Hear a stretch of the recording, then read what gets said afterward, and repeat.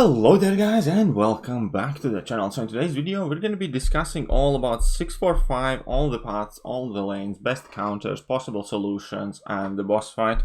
We're going to start off with the Arc Overlord Lionheart mirror image lane because it is arguably one of the easiest ones. It's definitely one of the two easiest lanes in the quest. I'm going to talk about the second one next. But this is largely what people call the easy lane. So in this lane, you cannot reverse, or rather it's a very bad idea to try and reverse the healing that your opponents are going to be getting.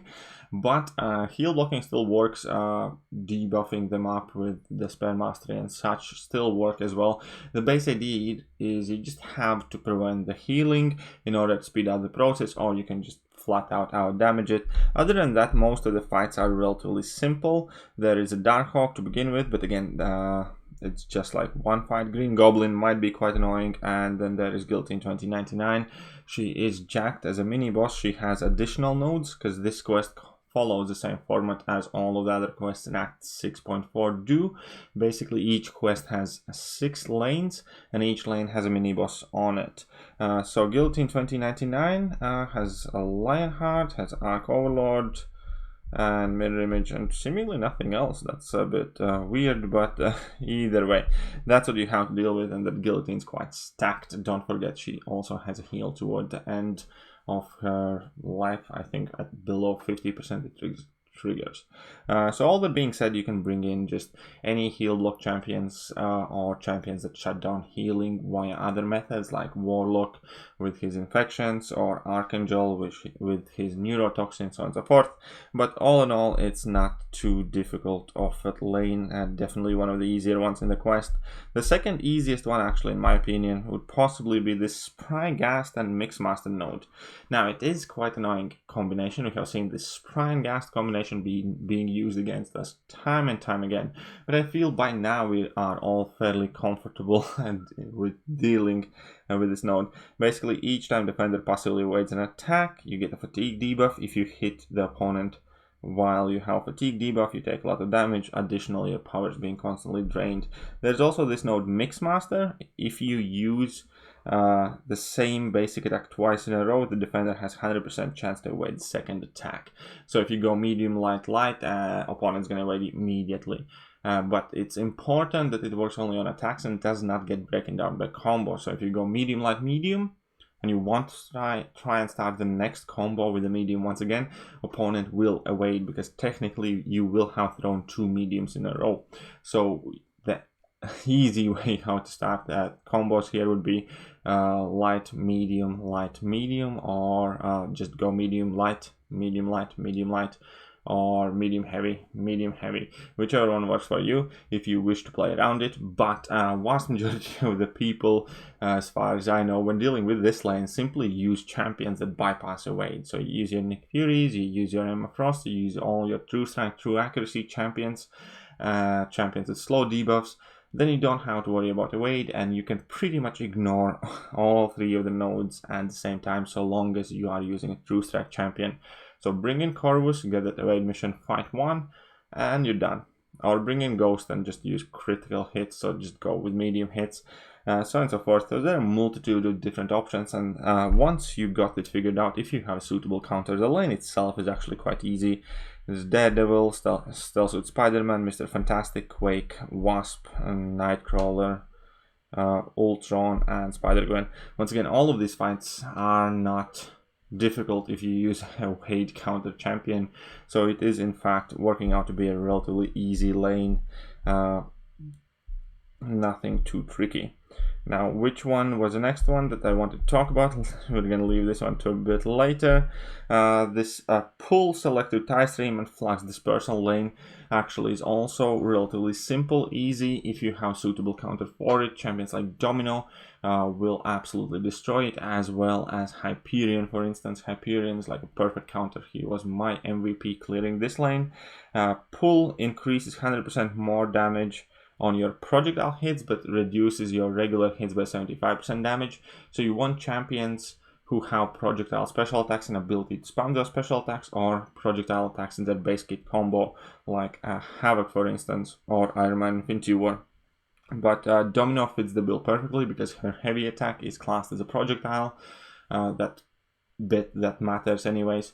And it also works with selective time stream because every 20 seconds basically defender restores to full health. This is a node that variant 3 Kang boss has, so opponent has to be under shock and or incinerate effect.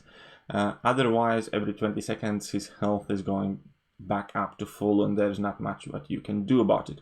Quick note, passive heal blocks, neurotoxins and infections from Warlock do work as well, but typically it's quite a bit easier just to kind of comply by the rules and work with the incinerates, especially in context of pull here, where you want to access majority of your damage.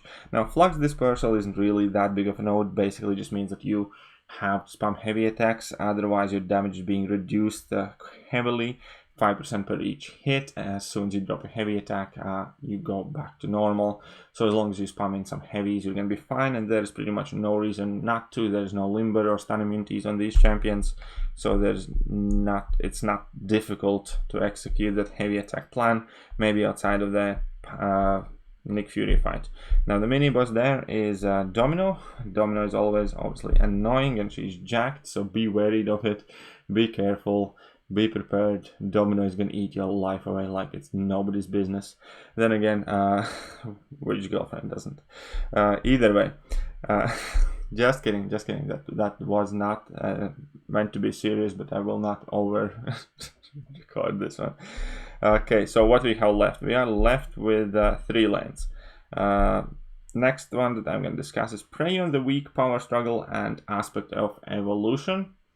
And this one is quite tricky because Power Struggle and Prey on the Weak and Aspect of Evolution is a relatively tricky combo, and there aren't too many great options. Aspect of Evolution in itself implies that you want to kill your opponents as quickly as you can without dragging out the fight too much, because before long, if you let them accumulate bars of power, they will be hitting for an absolute ton of damage, and you will basically never be landing critical hits. Power Struggle also makes sure that you pretty much, maybe under some very specific exceptions, can never access your level 3 and can hardly ever access your level 2. So champions that rely on level 1 for massive damage output will be helpful. Prey on the Weak is basically a Mystic Dispersion for your opponent. Every time your buffs expire or get nullified, they gain power. But in this case, as annoying as it is, it kind of can end up helping you as well because of the Power Struggle, because the faster they gain power, the faster you gain power. But Aspect of Evolution puts a weird twist on it where you don't want any of that to happen. So the best champion for these lanes would definitely be Quake and Ghost. Those are the 2 MVPs. Other than that, you probably want to use champions that have access to massive damage output very quickly in the fight.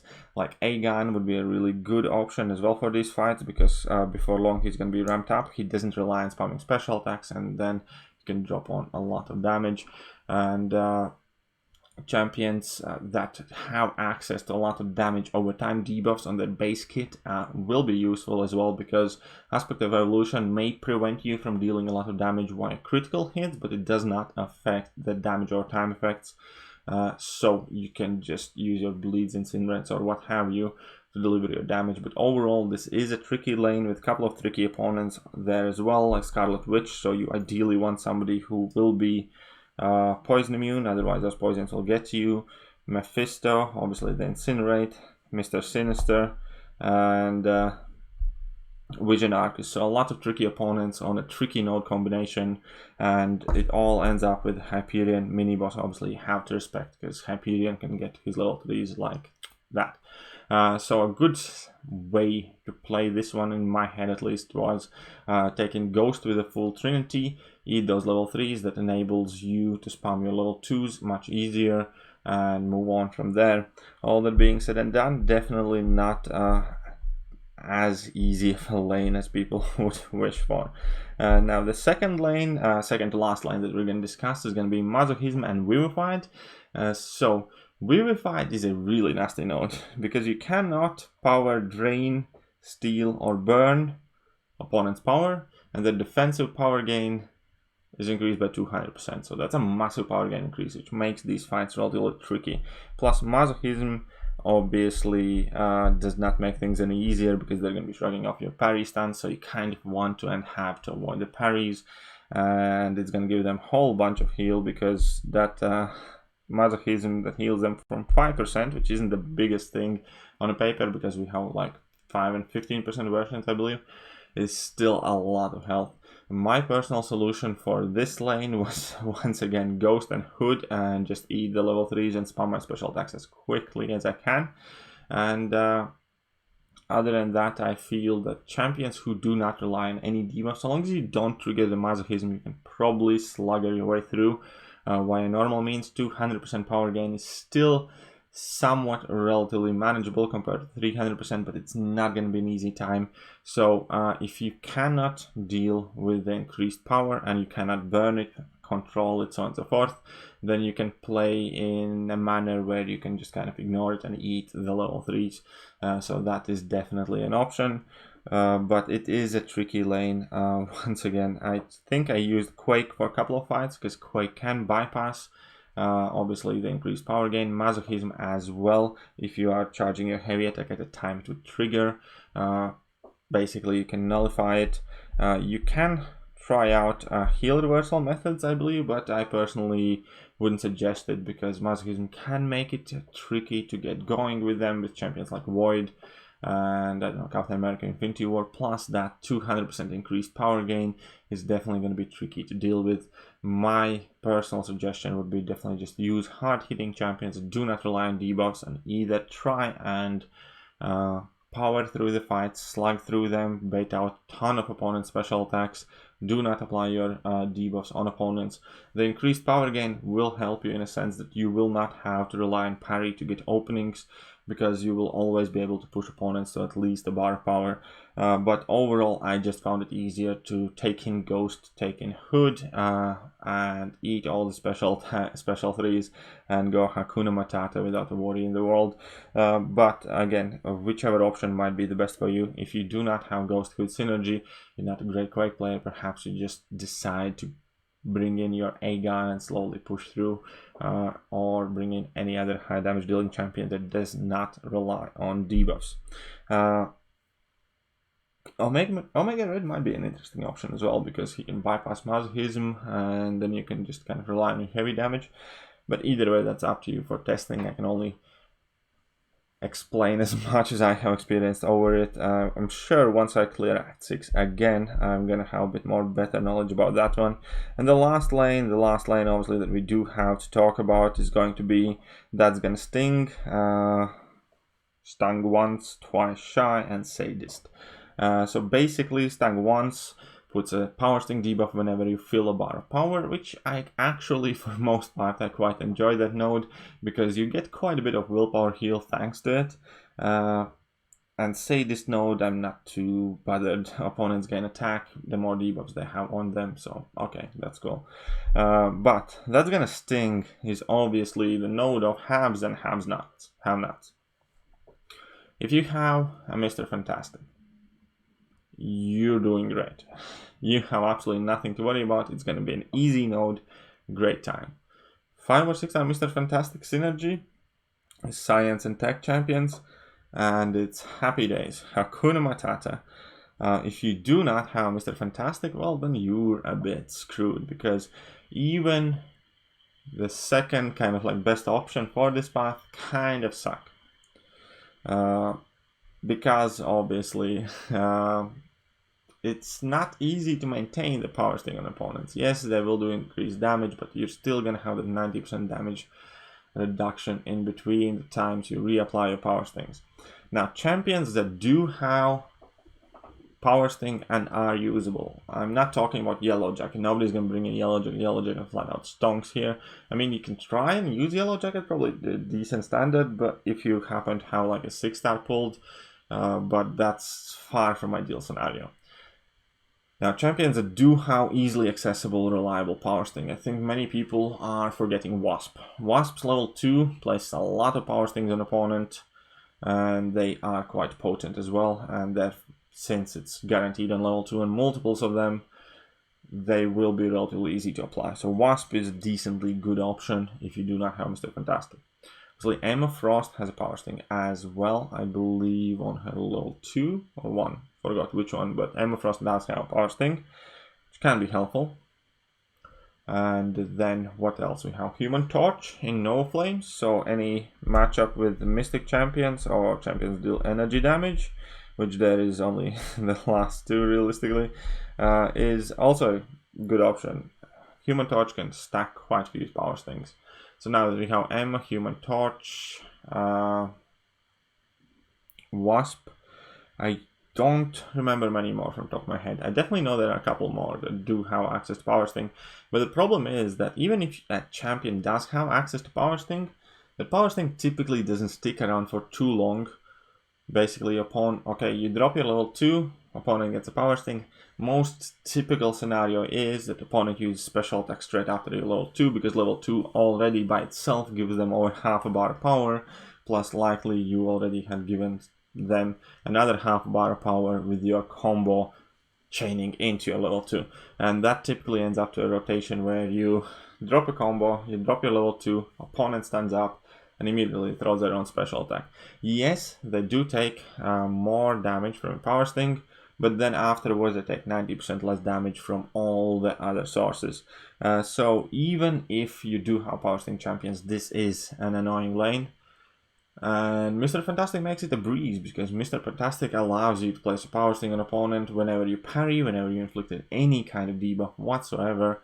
So it's an extremely easy task for so many champions. You don't even need to have a champion that has innate access to debuffs. As I said before, parry stunts work, everything else does work as well. There is another saving grace though. And I do not know if it's intended or not again. Quake doesn't work. So we're gonna jump out of it. No, I'm not gonna do the fight itself, but Quake does work. So there is another point. Quake does normal damage. I believe that Void does normal damage as well. I'm not entirely certain on that one, but I know for a fact that Quake, at least as of yesterday still, was working as normal, ignoring the node. So if you do have Quake and you do not have Mr. Fantastic, go in as quickly as you can, clear that lane, because I do not know for how long she is still going to work for this Power Sting lane. That being said, that pretty much brings us to finish here. Unfortunately, we did have to discuss another have or have not lane, which is annoying. I wish Kabam stopped making these silly specific lanes with like counters that you can pretty much count on the fingers of a single hand. It's just abysmal. Anyways, that's just a few blemishes on otherwise really good piece of content. Quest 6.4 overall is quite cool, I think. Many interesting interactions. Anyways, the boss. The boss is highly adapted. First things first, he has Vigor on, and on his base kit he has inbuilt power gain, and he goes unstoppable like crazy, to a point where you really do have to have an answer for that unstoppable. Luckily, all of those buffs that he gains that I mentioned are in fact active buffs, so you can nullify them, you can interact with them. Lastly, he has Limber on it, so parry heavy styles will be tricky to execute. All his specials are unblockable, which isn't a big of a problem because they are easily to be evaded. Force of Will, immune from ability accuracy modification, fair enough, that kind of discounts Quake though. Matador is actually kind of helpful because it enables you to gain power easier than normal matchups, because he has power gain himself, and in a normal matchup opponent gains power faster than you do normally anyways. Plus his inbuilt power gain means that he's going to be spamming special attacks like crazy, or at least will be able to spam special attacks like crazy, and that means you will be able to get power like crazy as well. Now, ways to deal with this guy. Slow debuff is probably the way to go. I personally used She-Hulk, one-shotted him for vast majority of the time, so it was a relatively simple, easy fight, because I believe he is classed as an extra large champion as well. So the Furies last longer, you just drop your heavy attacks and you carry on about your business, and it's happy days. You can also use level 2s to petrify basically reverse the healing, so you don't have vigor to worry about. And yeah, there wasn't anything too tricky about the fight with She-Hulk. So by extension, definitely Spider-Gwen should be a really great option as well. And I definitely know, and I have tried myself, that Stealth Suit Spider-Man can relatively easily one-shot this guy as well. Now, I've seen several one-shots with Captain America Infinity War, but you do have to alter your playstyle, where you basically rely on your level 3s and the fact that you will maintain your kinetic charge thanks to your level 3. And you cannot basically just go in parry and heavy. You have to use a lot of regular combos, punish opponent's special attacks, build your level 3s. And because of the level 3s, you're pretty much always going to have that kinetic charge. And then you might as well try and stack on a couple more before you drop your level 3. So with a slight playstyle alteration, Captain America Infinity War is definitely still a great counter. And now we also have our obvious Mystic options, champions like ramped up Morningstar, Longshot, for instance, and a whole bunch of other Mystic champions that are able to nullify. Will be able to deal with this fight relatively well, because even though he has immunity to ability accuracy reduction, armor break immunity, limber, and all that good stuff, he gains a lot of buffs, as in like regen buff, as in like power gain and unstoppable. Nullifying all of those will give you a lot of power, will fuel a lot of your abilities, and enable you to basically completely take over the fight. Now, it is still trickier than simply throwing on a slow debuff and just going at it, but it's still definitely a worthwhile and viable option. If you do not have access to some of the champions I mentioned before that, then you should know that the vast majority of the Mystic champions with easy access to nullify, because ability to nullify the unstoppable is the main thing here, will be able to deal with this guy quite well. Last thing, being Hydra adapted and being adapted in nature, make sure he has no special 3. So you can use and abuse that to your advantage. He will never be able to throw a special 3, and at times it will definitely be beneficial for you to kind of like just push him to level 3 and gain in as many openings as you possibly can. But I think that about sums up 645. I hope this video kind of helped you out, guys, and at least maybe deciding the order of progression, which lanes to do first, which lanes to maybe try and wait for more appropriate counters, how to counter them. If you have any questions, as always, leave a comment below. I'll do my best to answer, but for now, that will do. And don't forget to hit that like button, hit that sub button, and I'll catch you guys soon. See ya!